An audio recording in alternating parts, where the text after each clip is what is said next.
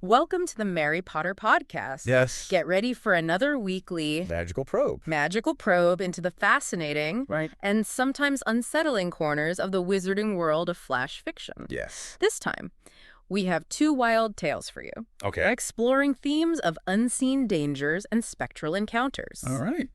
You shared some truly intriguing flash fiction stories with us, Yeah. and we've extracted the most captivating insights just for you.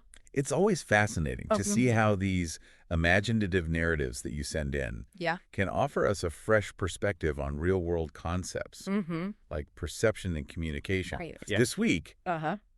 both our flash fiction stories Yeah. really made me think about the ways we interpret the world around us Yeah. and the signals we might be missing. Our first magical probe takes us into the world of The unheard disaster. the unheard disaster. Yes.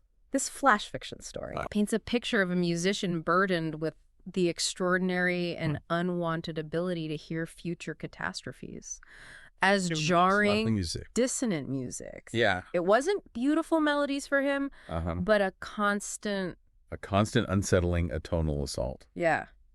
What kind of sounds tipped him off to impending doom? Right. And what does this tell us about the potential hidden Yeah. in what we might just dismiss as mere noise? What's intriguing from the start Yeah. is the idea that disaster has its own unique sonic signature, Mm-hmm. even if it's only perceptible to this one individual. Right. The story isn't just about predicting the future. It's about a different way of experiencing the present, Mm-hmm. where underlying tensions and weaknesses manifest as auditory distortions. Consider those specific examples in the story. Yes. A dropped fork, Right. a mundane event, Mm-hmm. echoes for him with the tinny groan of metal ripped apart, Okay. foreshadowing a car crash. Right. Birdsong, Yeah. usually a comforting sound. Mm-hmm. Becomes panicked. A prelude to a gas leak. It makes you wonder, doesn't it? Yeah, If our own environment is full of subtle cues absolutely. that we simply lack the ability or awareness to interpret correctly. Right. It's not about having a magical gift, Yeah, but perhaps about the limits of our everyday perception. exactly. Right. It raises the question of how much information we filter out or simply don't register. Right. His gift, while presented as fantastical, Yeah. could be seen as an extreme version of being hyper-attuned to subtle environmental changes. Right. Think about how a mechanic might hear. Yeah. A slight engine knock that others would miss. Uh-huh. A sound that signals a future breakdown. Right. Our musician is just operating on a different scale. Yeah. And with a different vocabulary of sound. The story really emphasizes how isolating such an ability could be. Right. His warnings were dismissed as ravings of a failed prodigy. Wow. There's a real irony there. The very thing that could potentially save lives brands him as an outcast. Right. The opera house, a symbol of harmony and beauty, Uh-huh. becomes a trap for him. A trap. The orchestra unknowingly playing the soundtrack Go- to its near demise. Wow. What were those specific sounds Right. that alerted him to the danger there? The flash fiction story highlights the creak of wood, Yeah. which wasn't just the sound of the old building settling, Right. but a deeper groan suggesting structural fatigue. Mm-hmm. And then there was the off-key note. Yeah. Not a musician's error, Uh-huh. but the sound of metal fracturing Yeah. under unbearable strain. Right. What's fascinating here Yeah. is that his interpretation goes beyond the surface sound Right. to the underlying material stress. Mm-hmm. It's like he's hearing the building itself starting to give way. His actions were certainly unconventional, weren't they? Yeah, they were. He didn't heroically intervene in a physical way, Right. but rather disrupted a performance with a desperate, almost frantic warning. Yeah. What was the reaction of the audience and security Yeah. to this outburst? Predictably, Yeah. they reacted with confusion and hostility. Uh-huh. His behavior broke the established social norms of the event. Right. And without any visible threat, Mm-hmm. he simply appeared to be a madman, Yeah. disrupting their enjoyment. Right. This reaction underscores how difficult it can be Yeah. to accept warnings that don't align with our immediate sensory experience Mm-hmm. or logical understanding. Right. We tend to trust what we can see and touch. But the cause of the impending disaster wasn't a dramatic explosion or a visible threat, was it? No, it wasn't. It was structural damage caused by a leaking pipe Right. A slow, almost invisible process, undermining the building's integrity. This detail is crucial. Yeah. It highlights that many dangers aren't sudden and spectacular, Right. but rather the result of gradual, often unnoticed degradation. Right. His ability to hear these subtle internal weaknesses before they became catastrophic is what makes his gift so potentially valuable, Right. even if it's not understood. It makes you think about the unseen vulnerabilities that might exist in the systems and structures we rely on every day. And the aftermath wasn't a straightforward thank you, was it? No, it really wasn't. It was a begrudging acknowledgement. A begrudging acknowledgement. Yeah. The authorities saw him as a hyper-observant man driven half mad.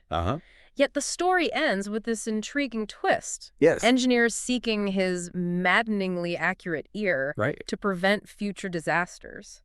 Interesting. So even if they don't fully grasp his ability, they recognize its practical applications. What does this say about how society values knowledge that falls outside the norm? It suggests that pragmatic results can sometimes trump skepticism when faced with the potential to prevent harm. Yeah. Even the most unconventional sources of information might be considered. It also speaks to the idea that our definition of expertise can evolve. Right. Initially dismissed as mad, his unique auditory perception becomes a sought-after skill. Yeah.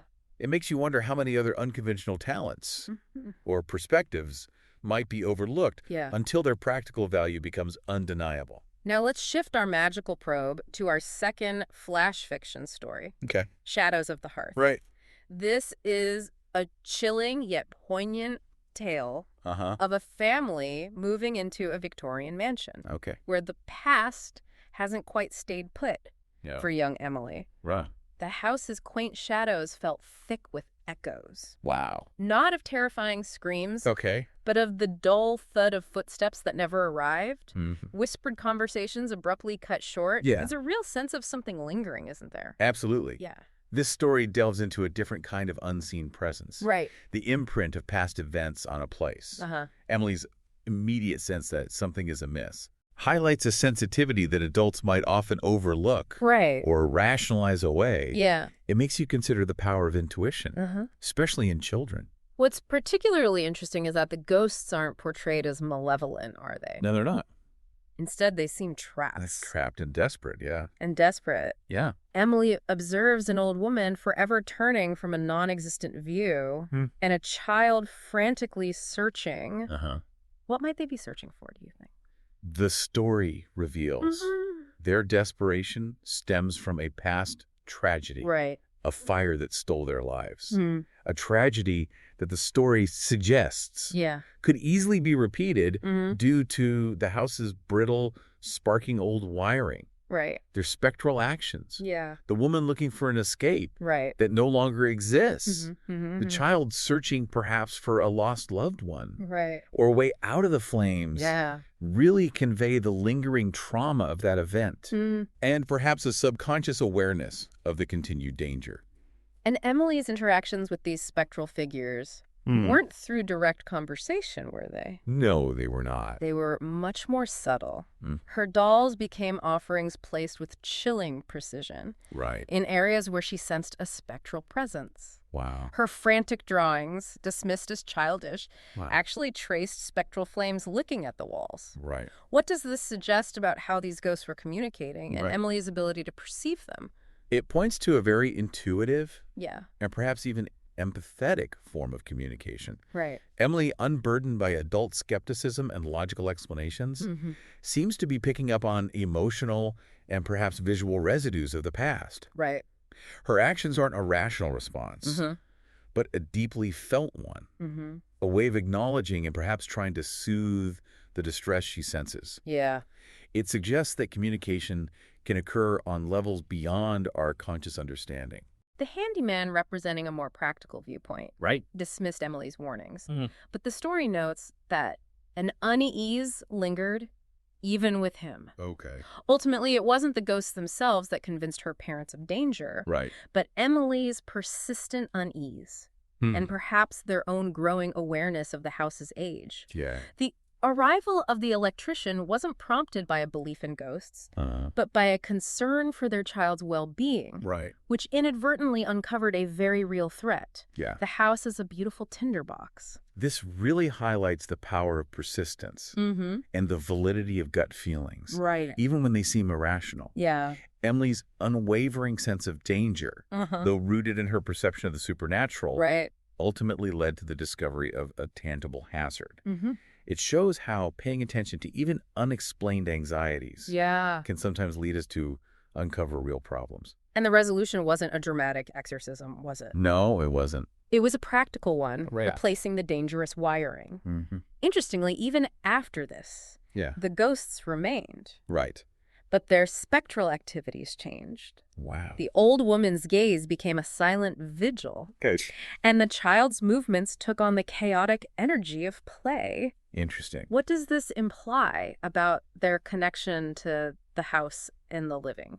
It strongly suggests that their previous manifestations were tied to the unresolved danger of the faulty wiring. Once that threat was removed, their spectral energy seemed to shift from expressions of fear and desperation to something more peaceful, even content. They remain connected to the house, perhaps as echoes of its history, but their purpose seems to have evolved from warning to simply being present. It offers a more nuanced view of haunting, where the spirits aren't necessarily malevolent, but tied to specific unresolved circumstances. The ending beautifully emphasizes a strange sort of companionship, and the house being haunted not by a destructive force, but by memory, and a reminder of a danger banished.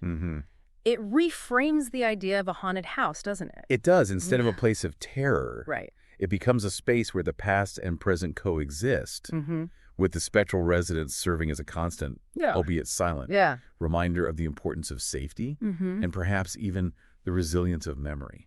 So you've just taken a magical probe into two very different yet equally captivating flash fiction stories. In The Unheard Disaster, we explored how an unwanted, seemingly bizarre ability could become an unlikely tool for preventing tragedy, highlighting the potential value in what we might initially dismiss. And in Shadows of the Hearth, journeyed into a haunting scenario where spectral echoes acted as desperate warnings, revealing the hidden fragility beneath a seemingly charming facade. What struck me across both of these narratives is the theme of unseen realities impacting our tangible world.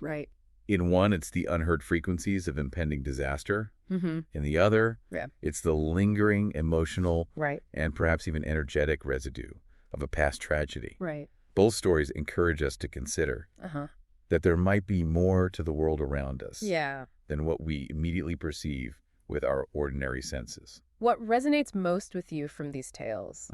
Does the idea of a hidden symphony of potential disasters playing out around us change how you think about the subtle sounds of your environment? Yeah, it's a fascinating thought. It really is. Or does the possibility of benevolent communicative spirits within haunted spaces spark a new way of considering the history and energy held within the places we inhabit? For me, it's the reminder to remain open to different forms of information and perception. These stories, while fictional, prompt us to consider the limitations of our own senses and the potential value in paying attention to unusual or unexplained phenomena.